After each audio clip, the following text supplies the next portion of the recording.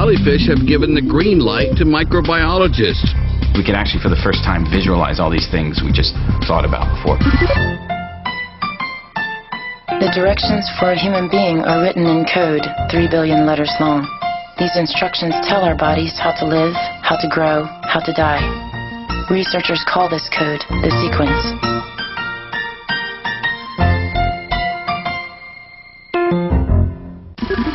"60 years ago, Japanese army scientists experimented with an organic paste that glowed softly in the dark. They planned to put a stripe on each soldier's back. The glow would be subtle enough not to draw attention, but visible enough to keep patrols together as they filed through the jungle night. 2 decades later, a researcher named Osamu Shimamura reviewed the World War II experiments and proceeded to develop a paste that was luminescent. It would become one of the great tools of molecular biology.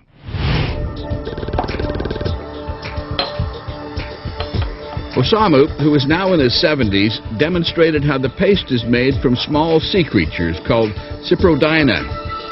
He used a sample gathered more than a half a century ago in Japan, yet it still holds a property known as bioluminescence.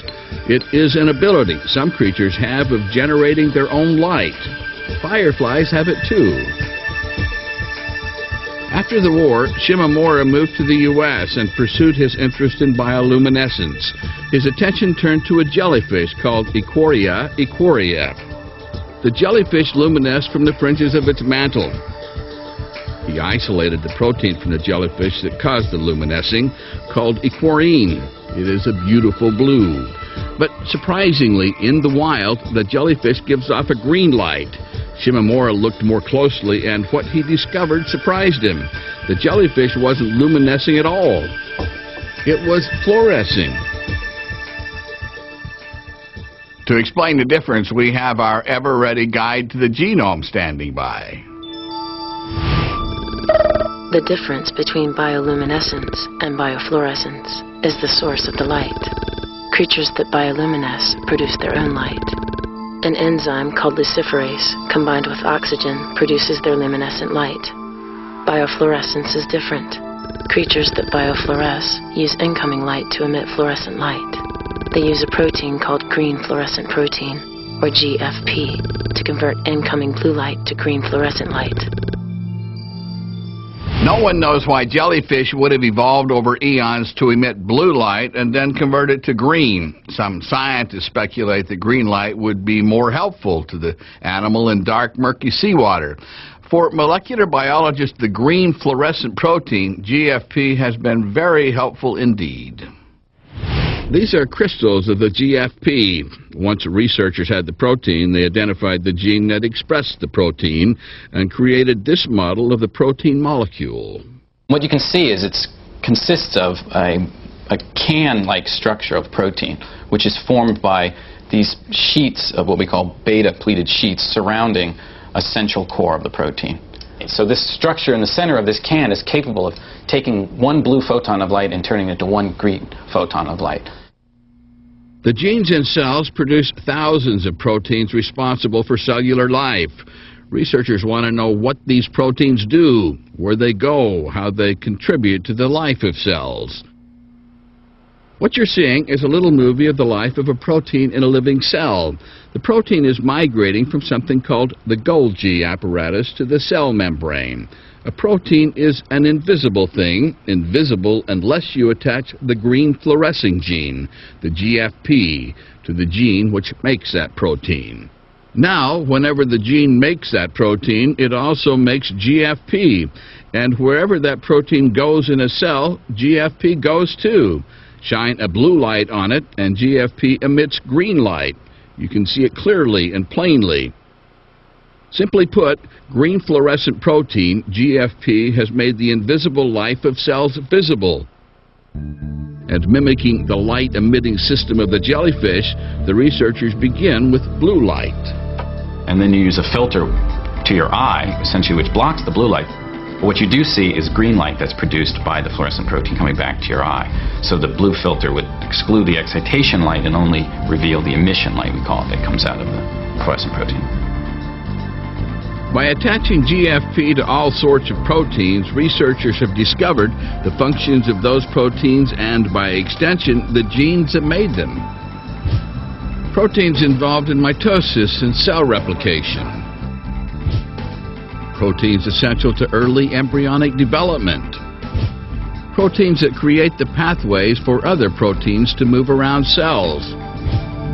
Green fluorescent protein has made it possible for researchers to see and begin to understand how living cells work. GFP can be used with live cells, and this is so important because cells undergo many dynamic processes. And in order to be able to visualize them, we need to be able to film cells over time. Scientists have been able to stain cells with fluorescent compounds for decades. The resulting images provide valuable information about cells and the proteins within, and they are beautiful. But their beauty is deceiving. Most non-GFP fluorescent compounds are toxic to living cells. These images are only snapshots of cellular life because the cells are dead. Since GFP is a naturally occurring protein expressed by a gene and produced by the cell's machinery, it functions without any toxic effect on the cell. This is a human cell that is expressing GFP actin. So actin is one of the cytoskeleton proteins. The cytoskeleton is the cell skeleton. So it gives the cell shape. Actin is also involved in cell motility. And in addition, these networks, these cables of actin that you see running through the cell are like railroad tracks for vesicles. Vesicles move using proteins called motor proteins along these actin cables. Actin is well below the resolution limit of the light microscope, and so it's impossible to see it with traditional transmitted light microscopy. But by attaching GFP to the actin, we can now easily visualize it using fluorescence microscopy.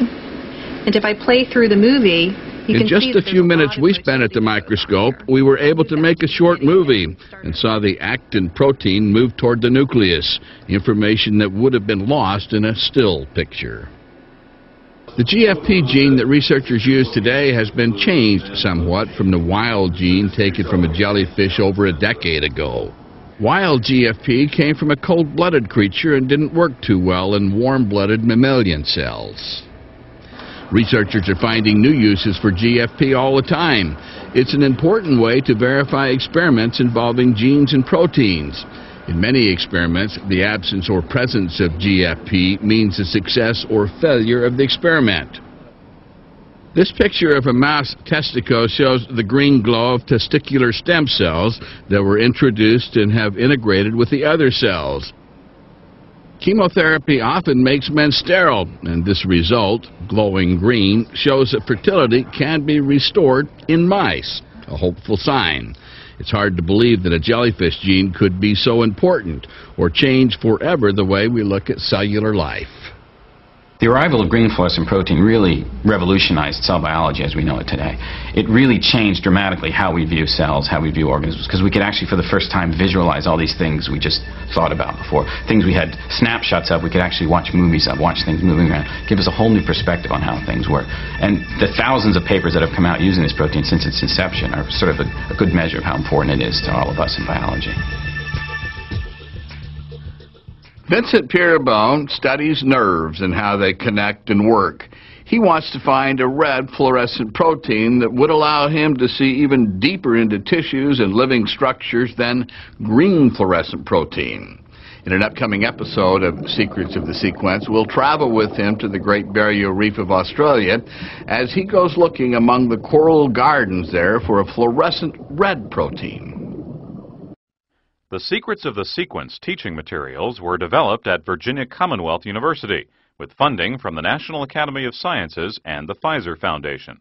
The original public television series, Secrets of the Sequence, was produced by Ward Television with funding from Pfizer, the Pfizer Foundation, Oracle, and the Council for Biotechnology Information.